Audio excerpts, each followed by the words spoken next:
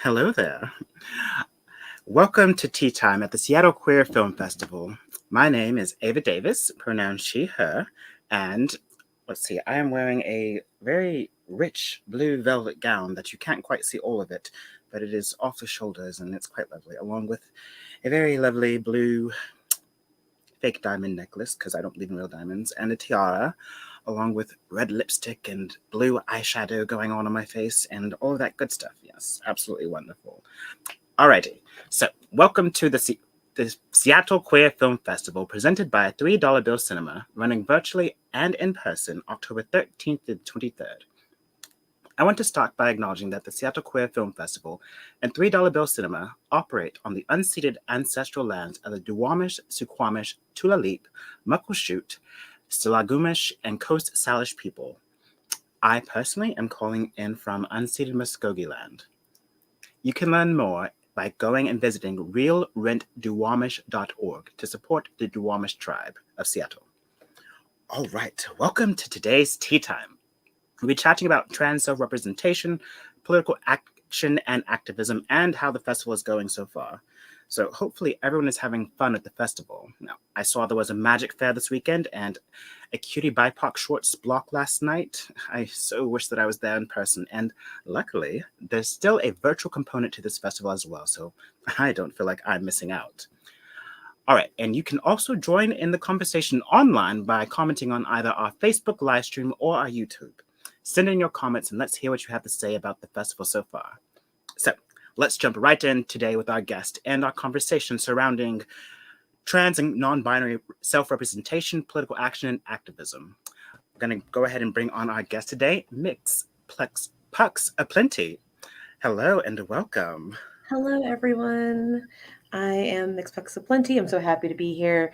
I am a brown skin, non-binary femme. I am wearing a yellow sweater, and I'm wearing glasses that have leopard print trim across the top, and a yellow headscarf. Oh, and gold bee earrings. Oh, you are just looking absolutely stunning and amazing and incredible. Thank you. You look amazing too, Ava. So I'm glad to be Thank you. here. Thank you. I love compliments. Thank you so much. Me too. I feed off of them. It's great. Right? Okay. We're just going to have a little love session where we just tell each other we love ourselves, but to each other. Yes, yes, yes. But let's go ahead and get started. And so your documentary, What the Funk, opened the Seattle Queer Film Festival. Did it not? It Yes. did. I heard it was a wonderful opening night, and I got a chance to see the documentary, and it's absolutely stunning. How was it opening night, seeing the documentary and feeling the crowd and all that energy? It was really overwhelming. And I've been doing burlesque now for 5 years. It was 5 years last month. And I still kind of have to pinch myself at times of like what I've been able to accomplish in this short period of time.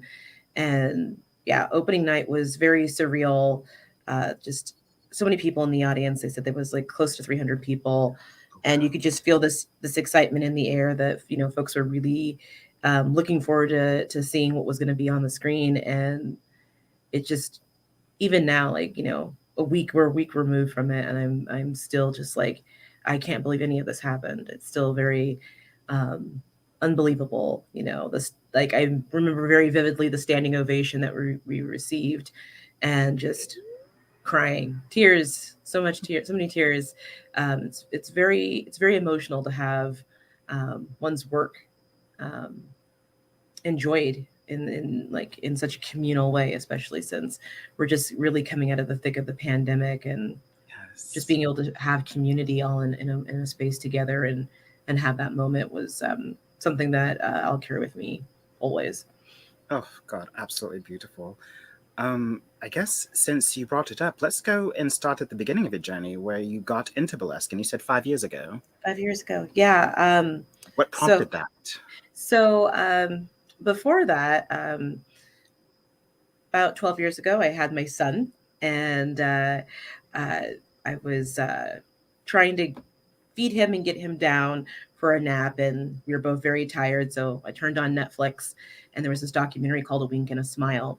And this documentary is about burlesque. It's about the history, a little bit about the history of burlesque, but it also followed women taking a burlesque program for 6 weeks and then having a recital at the end of the 6 weeks. And what I discovered was is that the school was in Seattle, and so every year I would go on the website and be like, not yet, not yet. And I did that for 7 years. For 7 years, I kept doing that. And finally, um, I had the opportunity to work with a lot of burlesque performers for a fundraiser for the Center for Sex Positive Culture. And they're all like, you got to take it. You got to just take the program, just do it. And I said, okay. And I thought, oh, I'll do this. I'll scratch an itch and then I'll never think about this again. And 5 years later, we have this documentary. I am now the 17th most influential burlesque figure in the world, according to 21st Century Burlesque magazine. I was the Seattle Pride Fall influencer of 2021. Like, it's unbelievable to kind of think about where I started and where I'm at right now. I never would have dreamed any of this possible. Yes, and it's always hard to look back and think like where you've been and now where you are and how far you've come in your journey. And one of the things that stuck out to me most in watching your documentary is wanting to create a space for people of color in burlesque and the history of burlesque and how there was a lack of representation. And what particularly got me in the documentary was when you were like, well, I want to do funk music from the 70s, and like, oh, we don't do that. I'm so sorry. Can you talk about more of representation in burlesque and how that's changed, at least in your area, and what changes you see taking place? It's a lot of questions, so we'll just meander through them. You know, um, like most things, people of color, especially Black folks, we've always been there from the beginning. Our music heavily influenced a lot of the golden era of burlesque, which is kind of considered like the 30s through like the 60s. You Ooh. know, there were tons of Black and brown performers. They normally would call themselves shake dancers, um, but we've always been here. A lot of our history, wasn't documented, um, or it was destroyed. So it goes. And like looking at representation, like now, in the greater Seattle area, it's like something about like more than 30, less than 50 Black and brown burlesque performers. That number does continue to grow as we come back from the pandemic and people are starting to want to get on stages again and all of that. But, you know, um, the representation piece is important because, the face of burlesque is a white woman, who's an okay burlesque performer, but she's got a lot of money to kind of throw around and make herself look extra elegant and nice. Um, you know, it's um it's kind of unfortunate when you talk to people about burlesque, they either think of that Christina Aguilera movie, um, Oh, that's right. Yes. right? Mm, Or they think of Dita Von mm. Teese. And so it's very Oh, white, very, very white. I mean, I appreciate that Cardi B threw a burlesque themed party, but it kind of continued to perpetuate some of the stereotypes of like, you know, tall, statuesque white women dressed to the nines, and not a lot of BIPOC representation in terms of what is actually happening in the burlesque community. So, the film was made to document the history. You can't erase it. We were there. And not only were we there, but we did that thing. Um, and so that's kind of been my driving force with a lot of what I do is there's always documentation. I always have photographers, videographers at these events because this needs to be documented. It needs to be preserved and saved. it's one of the things that I think when you're throwing an event or you're doing things, oftentimes one forgets about documenting it, taking photographs and video. But that's important for that visual element, not just from a marketing standpoint, but also to normalize and increase representation for those who are watching and being like, I would love to join that. Absolutely. I think that's something that we continue to learn is, whoever has, control of history and documentation, they get to dictate what history was and who contributed what, and this representation piece is people deserve to see themselves reflected in things. We deserve to be able to dream. We deserve to be able to have hopes and aspirations. We deserve that. That is a human right to be able to dream.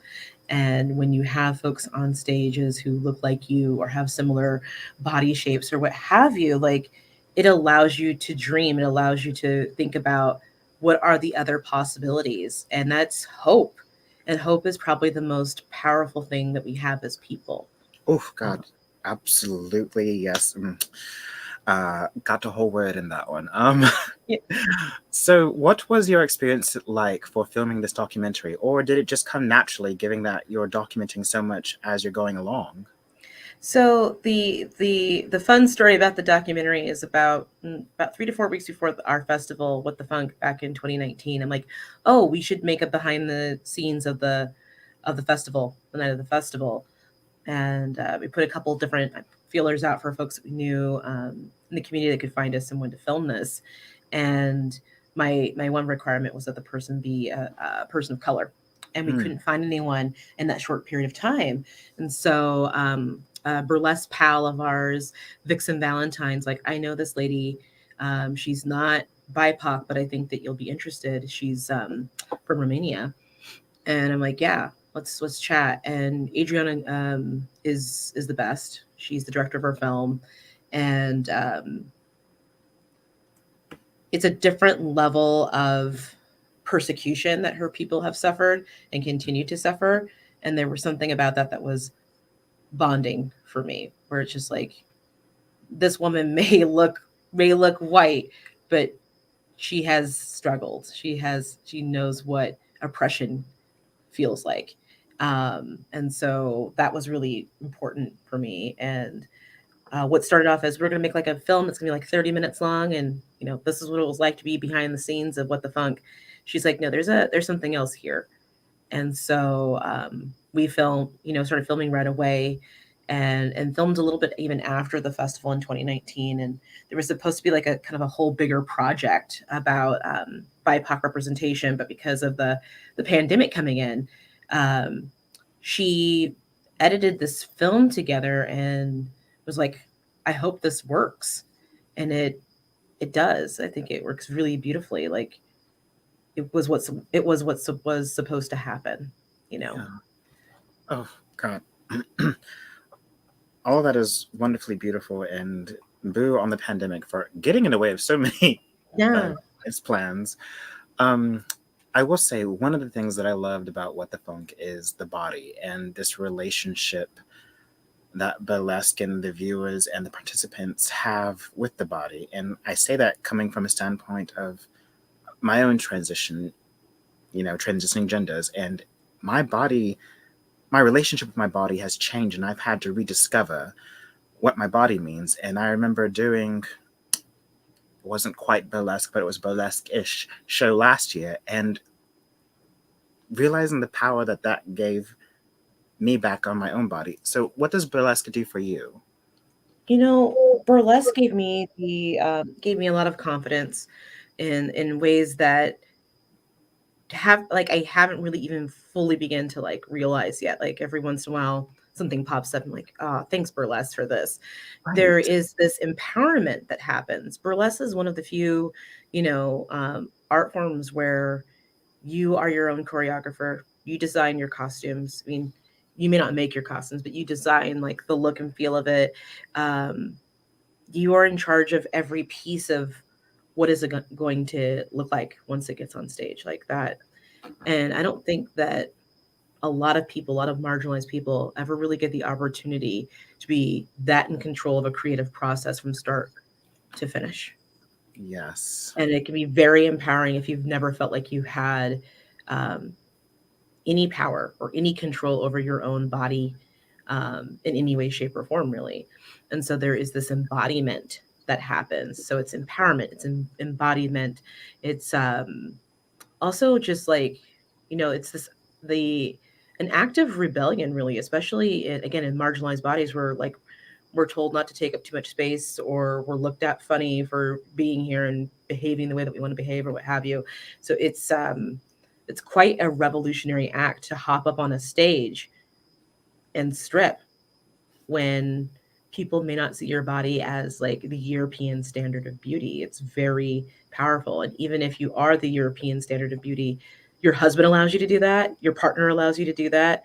And it's like, no one allows me to do anything. I'm here to take up space, and be seen on my own terms. It's such a powerful thing to decide what people are going to see and how they're going to see it.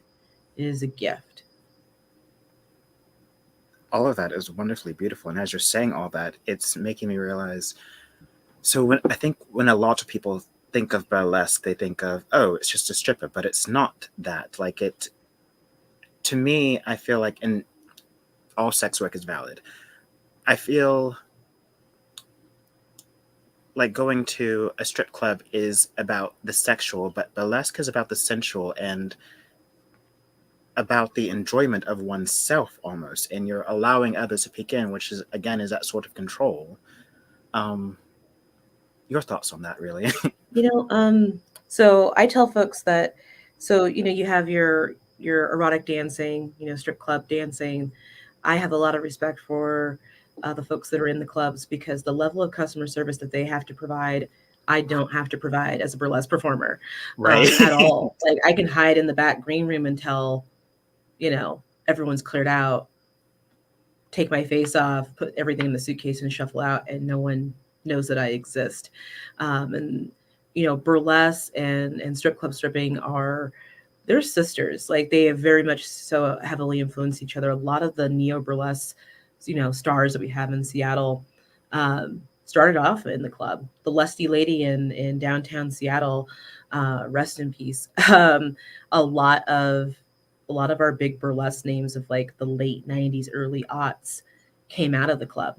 And it was just because they were able to do weirder things as a burlesque performer than they could do, working at the peep show. Like, it's like, I want to pull a balloon full of something out of my vajay as part of my act, and like that's not going to fly at the gentleman's club, but it's, this is a place for people to do their weird, strange art. And I think that's the other thing that kind of gets lost in translation too, is that um, burlesque can go there and be really weird and strange and silly and really giggly and fun and very shocking, and it's meant to kind of be like a this kind of fully immersive experience of just like what does it mean to what is the art of the tease, and what are we teasing about, and what are we choosing to reveal, because sometimes burlesque doesn't even have to involve stripping away of clothes. It might just be choosing to reveal a piece of yourself. It's like I am revealing my vulnerability.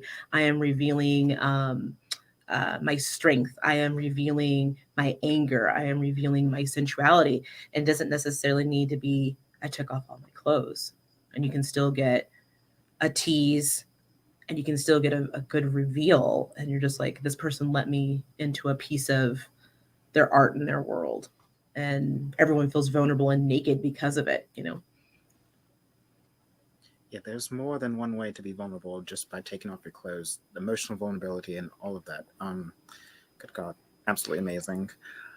So, with that said, and thinking about control over one's body, and we can either dive into this or not, but we are talking about activism, and it is an election year, and it has been quite an interesting year concerning bodies and control over bodies, queer, trans, and women's bodies passed down by legislation and all of that. And I have an idea of where you stand, but I'm just curious for you to say it in your own words about the changes that are sweeping this country, and if you agree or disagree with them. I mean, it's a hot mess. I mean, I think that when we talked, when you know, we didn't think that Trump could possibly win, right? Like it just like how is that possible? This Um, country's you know, got to be better than that, and yeah, yet, and yet it happened, and it was that election night was probably one of the most surreal experiences of my life, oh where my it's just God. like this man said and did everything that you can't say and still end up in that office, right, that he did. And so it was just kind of this weird like morality bankruptcy that we were all just like this is not okay. And people telling us that it was going to be okay, it was going to be fine, And it progressively got worse. worse. Like, I mean, he ended it's up gonna be with fine. It's gonna be fine. yeah, And he ended up with 3 Supreme Court justice seats. 3. Don't tell me it wasn't important, that didn't matter, because it did. As a parent of a child who, my son is autistic, um, as someone who was born a woman and still has a uterus, it matters to me as a non-binary person that just wants to go about their life not being harassed because these are my pronouns. They aren't preferred, they just are. Please and thank you. Like, my existence from the moment I took my first breath has been politicized against my own will. I'm tired. I am tired of people being like, why does it always have to be about race? I'm like, yeah, why does it always have to be about race? That wasn't my choice.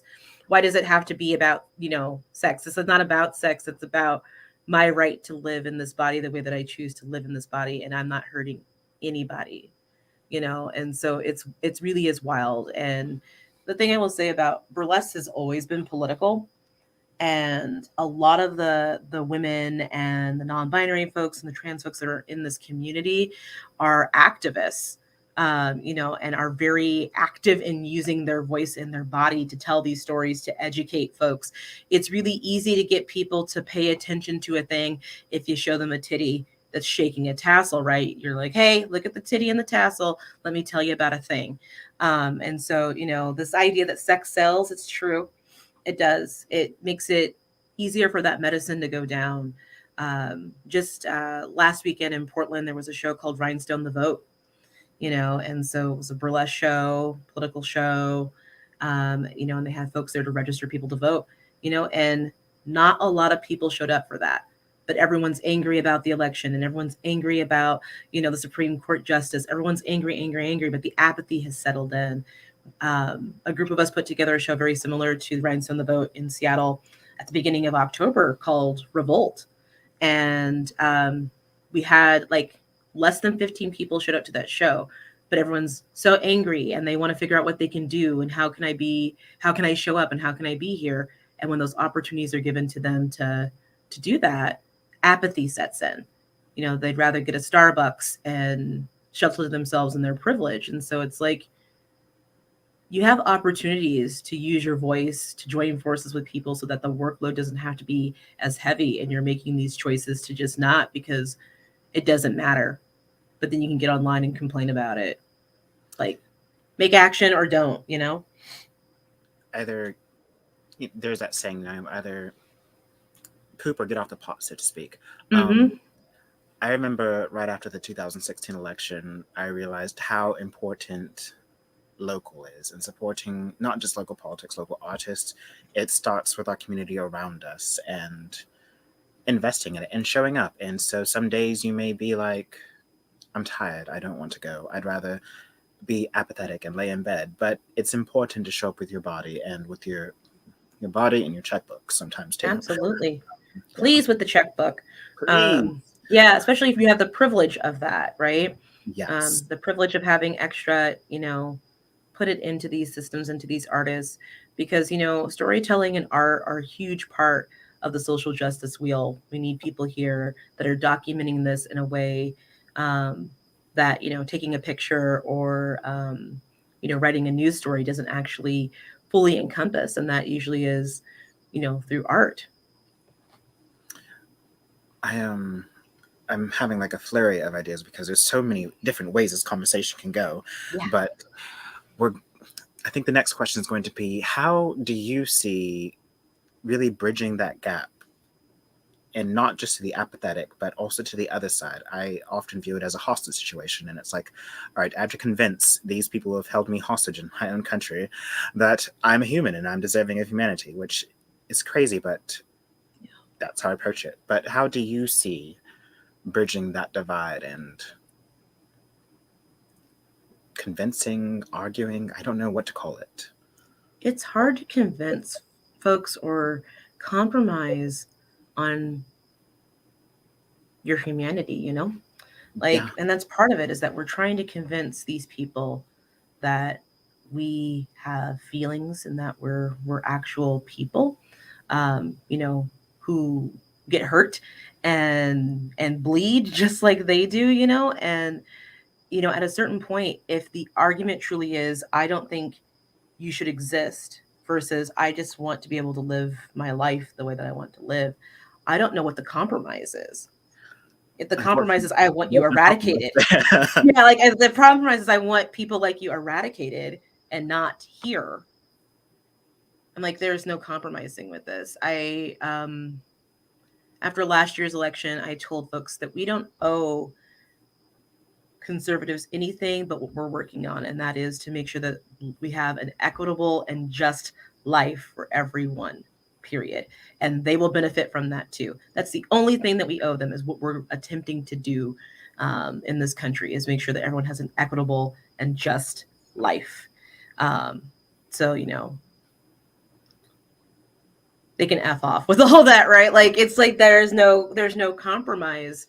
And you're right, it is like a hostage negotiation in a lot of ways. These people are holding not only the country hostage, they're holding themselves hostage. To be Yes. able to have that much hate and rage over people that realistically you're probably never going to really truly deal with on an everyday basis, and you wouldn't even know anyway, most of the time, is mind-blowing to me. You can't compromise with people that are just like, hey,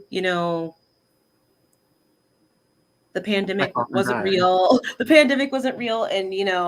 And not caring about if other people get sick because of their choices or actions. It's hard to compromise with that. Very much so. We're going to start wrapping things up shortly, but before we do, first off, so right now you're running a crowdfunding campaign, no? Yes, I am. Okay, what is the crowdfunding campaign for? So I am quickly becoming the queen of festivals here in Seattle. Yes! The queen of festivals. But Let's we send you a have, crown. right? I do need a crown for that. So we have a festival coming up in January 6th through the 8th, called Fat Less Fest Northwest. It is an all plus size burlesque festival. And our Kickstarter just got up and running. It runs until November the 26th. We're trying to raise $28,000. And so I'm going to look directly in the camera. There are other ways besides the Kickstarter to donate. The Kickstarter is great, but we're also fiscally sponsored by Shen Pike. So any donation that is made to us is tax deductible. And if we can raise, this $28,000 to $30,000, in the next 2 months, one, it would be super, but two, it really does open up a huge opportunity for all of these plus size performers. I have plus size performers coming in from all over the country and Canada. I believe we have 45 performers. International. And we'll be doing 2 nights at the Triple Door in downtown Seattle, and then we have a brunch show at Madame Lou's down in Belltown. Shout out to both of those venues; they're incredible. But every little bit helps. Even if you're like, I don't know if my $10 is going to make a difference, your $10 makes a huge difference. So definitely check out our Kickstarter. And like I said, if you're interested in like doing sponsorship of the event or vending at our event, please let us know. You can email us at fatlessfestnorthwest@gmail.com.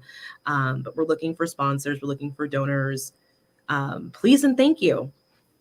All of that and above. And oh god, there was something else I wanted to ask in there. Yes, your campaign got off to a really large momentum. How much have you raised, or the percentage amount that you've raised so far? So right now we're at 18% funded. So it's really exciting. We're really close to hitting that $5,000 mark and getting us over to the next milestone. How much away from the $5,000 mark? Huh? How much are you away from the $5,000 mark? $33. Okay, in the next 24 hours, can we get someone to donate $33 so they can put them at the $5,000 mark? That'd be great. And then for folks who live local, who are like, I really want to support this, but I don't know how. We have an event coming up on December the 15th called Snack Attack, which is a fundraising burlesque show for Fat Less Fest Northwest.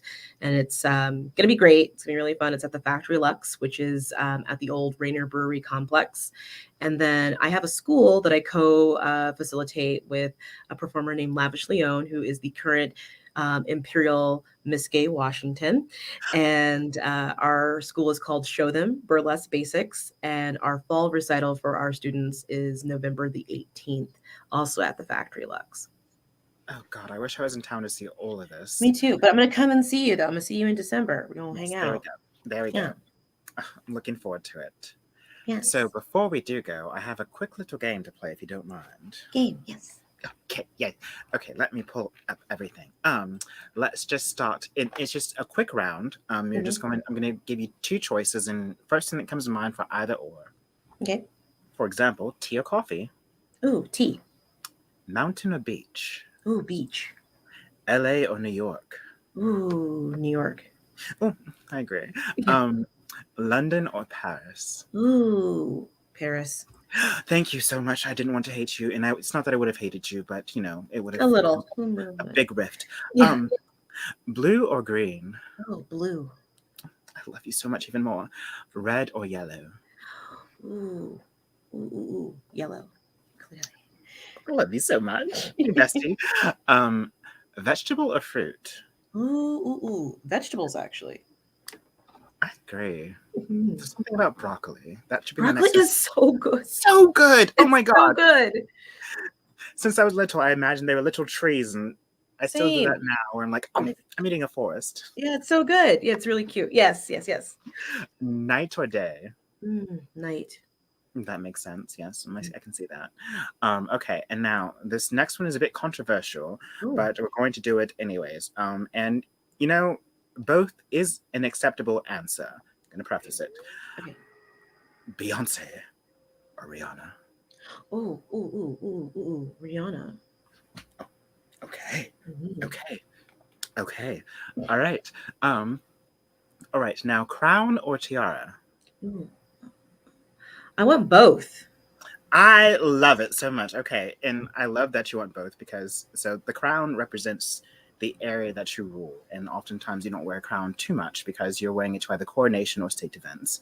But a Mhm. tiara originally was a sign of a married woman owned by her husband. But I have like to repurpose it and say, I own myself. Thank you so much. Yes. So yes to both. Own yourself and rule wherever you want to. Absolutely. All right, now this next one is a bit tricky, but if you could pick any place in the world or universe, real or imagined, where would it be? I really want to go to Tahiti. Tahiti. Oh, okay. Yeah, All right? right. And now, okay, there's going to be some choices here. Ooh, choices. There's a few of them: barony, viscountcy, march, county, principality, duchy, or queerdom. Queerdom. Queerdom. Okay, Mhm. I'm loving that this is the new thing and a lot of people are going for it. Alrighty, so I now dub thee the reigning monarch of the Queerdom of Tahiti. Yes. You're welcome. Thank you so much for coming on and playing my little game, and it was so lovely getting to chat with you today. No, absolutely. I would come back in a heartbeat. This was amazing. Uh, Can I say one thing before we disappear? Absolutely, please. Yeah, if you haven't had an opportunity to watch the What the Funk documentary and you live in Washington, Oregon, Idaho, or Alaska, I highly recommend that you get I believe it's a $75 pass to see the rest of the magic before everything ends on the 23rd. So highly implore you. There's so many amazing films. Of course, we want you to see the What the Funk documentary, but there's some really incredible stuff this year. So definitely check it out. I'm really excited to see Black as You Are personally. Oh my God. I've been hearing things about that documentary and it's been winning awards left and right, and I am so excited to see that one too. Mhm. Oh God. Okay, we're gonna have a post festival chat about Black as You Are and continuing the chat about What the Funk. Absolutely. All right, everyone, thank you so much for joining us today, and we will be back tomorrow with another tea time as we talk with some more people and about this festival. Thank you so much for joining us, and we will see you next time.